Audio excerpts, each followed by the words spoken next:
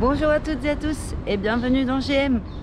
Aujourd'hui je vais vous parler du Web 5. Pourquoi le Web 5? Qu'est-ce que c'est que cette expression? On vient à peine de comprendre ce que voulait dire le Web 3 et certains même ne le savent pas encore. Et on est déjà en train de nous parler du Web 5. Alors est-ce que c'est vraiment l'addition du Web 2 avec le Web 3? Ou est-ce que ce ne serait pas l'idéal du Web 3 réellement réalisé? On va en parler dans cette vidéo.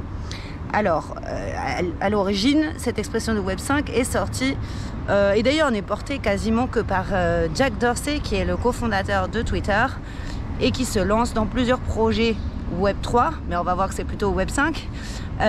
Et donc, on en a entendu parler vers le printemps dernier, juin. Et il revient aujourd'hui avec Zion 2 et beaucoup plus de précision dans ses explications sur qu'est-ce que le Web 5. Alors c'est en fait le côté social du Web 2. Le Web 2, vous le savez, c'est ce qui donne Facebook, Google, tous les réseaux sociaux. C'est-à-dire qu'on a pu commencer à créer nous-mêmes des pages web, à les commenter et à ce que notre interaction avec la page web soit immédiatement visible par tous. En revanche, ça a donné lieu à des monopoles, un oligopole, ce qu'on appelle les GAFAM. Ça a donné lieu au fait que nos données soient utilisées et par des entreprises centralisées. En réaction à ça, le Web 3 a été créé avec la recherche d'une décentralisation au maximum, que ce soit pour ce qui est du financement, que ce soit de l'organisation, de la gestion des données et surtout la possibilité pour tout un chacun de maîtriser les données qu'il souhaite ou non partager avec les plateformes et avec les autres.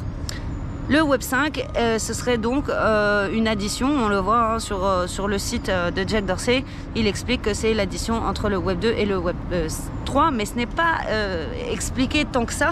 Et d'ailleurs, ma première réaction, ça a été de dire, mais en fait, il décrit le Web 5 comme l'addition du Web 2 et du Web 3, mais pour moi, c'est la définition du Web 3. Donc au début, j'ai rigolé un peu comme tout le monde, j'ai ironisé. Sauf que des précisions sont arrivées et en réalité je pense que ça vient d'une critique du Web 3. Le Web 3 qui à l'origine est censé être décentralisé et qui aujourd'hui finalement appartient à une sorte d'oligarchie, celle des VC, constituée de VC traditionnels, d'autant plus que maintenant les institutionnels sont rentrés sur le marché et commencent à miser sur des startups Web 3. Mais aussi peut-être avec des nouveaux venus, puisqu'il y a eu une redistribution des cartes avec des nouveaux fortunés grâce à la naissance de tous ces services et parfois technologies. On va en rediscuter aussi. Et puis on se rend compte qu'il n'y a pas vraiment d'innovation de rupture, c'est-à-dire que là on est en bear market, donc vous allez dire peut-être que je FUD, c'est-à-dire que je rage un petit peu de voir le marché si bas et que du coup j'ai un esprit peut-être un peu trop critique sur le Web 3, n'empêche que au niveau des utilisations, on n'a toujours pas découvert quelque chose qui change la donne, à part peut-être dans l'art digital, et là-dessus je ferai une autre vidéo pour aborder cette partie-là du sujet qui me semble être peut-être l'endroit où il y a eu vraiment quelque chose de nouveau proposé par le Web 3. Pour le reste, dans les utilisations, on a des copies de Twitter, mais avec la génération d'NFT, avec une connexion avec un wallet, mais ce n'est pas une rupture dans l'utilisation et ça reste réservé à une niche de personnes, les quelques-unes qui ont un wallet et qui comprennent ce qui est en train de se passer. Au final, on en arrive à ce que les valeurs mises en avant par le Web 3, qui était à l'origine un esprit d'intégration et de possibilité d'adoption par la masse, soit finalement réduit à l'idée de communauté dans son sens un peu négatif, c'est-à-dire qu'on reste sur une niche et le fait que des secrets commencent à se faire, c'est-à-dire que les ICO sont ouvertes à tout le monde, sauf que c'est le premier arrivé qui est le premier servi, pardon, et on sait très bien que c'est dans ce genre d'événement, là où je suis à Lisbonne, que les personnes sont au courant et parfois ils sont même au courant en avance parce qu'ils connaissent le CEO, enfin en tout cas c'est un petit monde et donc on arrive finalement à un capitalisme de connivence, c'est-à-dire une reproduction de ce qui est déjà, mais en plus hardcore, c'est-à-dire un monde de cow-boys et finalement pas du tout les idées et l'esprit Web3 dont on entend parler un petit peu partout. Donc voilà, petite critique, mais Heureusement, Jacques Dorsey commence à théoriser le Web 5 et le Web 5, qu'est-ce qu'il fait? Le Web 5 sort de cette idée des startups qui finalement survendent un produit, le mettent en bêta et font en sorte que ses utilisateurs soient à la fois ses investisseurs, ce qui est quand même vraiment étrange puisqu'il n'y a pas de réflexion de marketing sur la cible. On ne cherche pas à aller à ce que de nouvelles personnes viennent sur le marché, on cherche à contenter des personnes qui sont déjà présentes et moi ça me pose un énorme, en termes de stratégie, je trouve que c'est complètement paradoxal.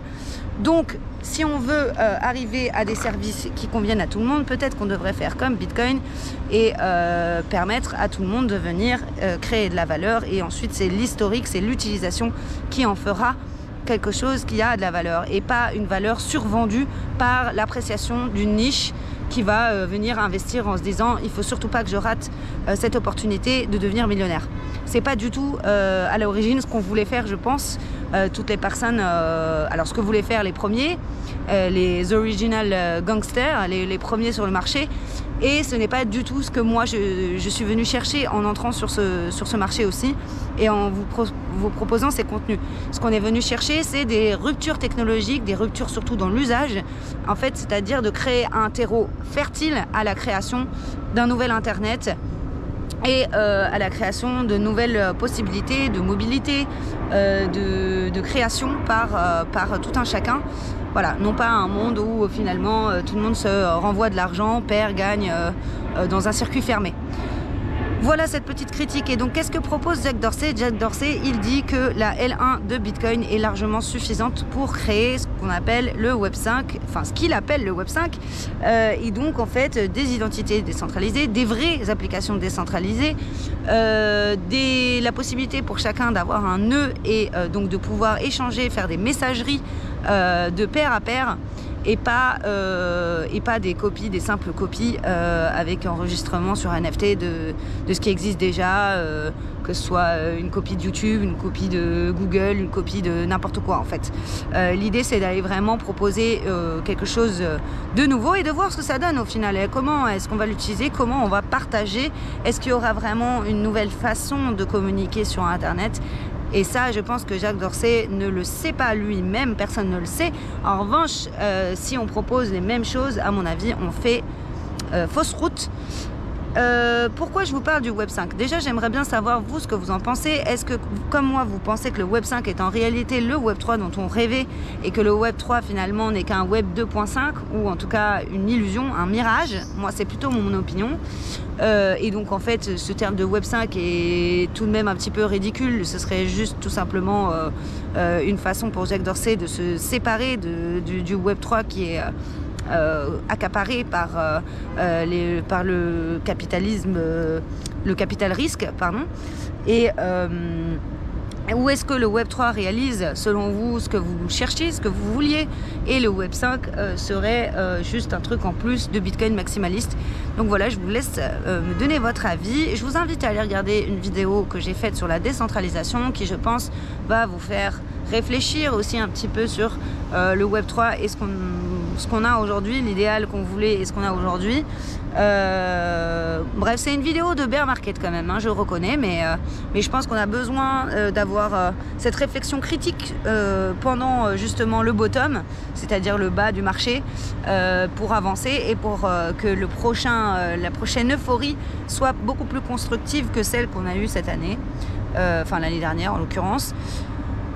Sur ce, eh bien, écoutez, assez rigolo, pour finir cette vidéo, je suis donc à Lisbonne et je me baladais pour aller à l'événement Phil Lisbonne, donc avec la fondation Filecoin. Et en fait, par hasard, je suis tombée sur la Hackerbase et donc en fait je vais pouvoir uploader cette vidéo directement dans un lieu qui est réservé à toutes les personnes qui le souhaitent pendant l'événement Filecoin, pour avoir internet, discuter avec des gens, manger, boire un petit café. Ils ont mis ça à disposition et je suis tombée dessus par hasard en route vers l'événement officiel où ont lieu les conférences. Et peut-être que je vous ferai un petit vlog sur tous ces événements-là. Ça dépend un petit peu des rencontres que je fais et du programme, de la programmation, parce que j'ai pas encore étudié le sujet. Je vous souhaite une très bonne semaine et à très vite.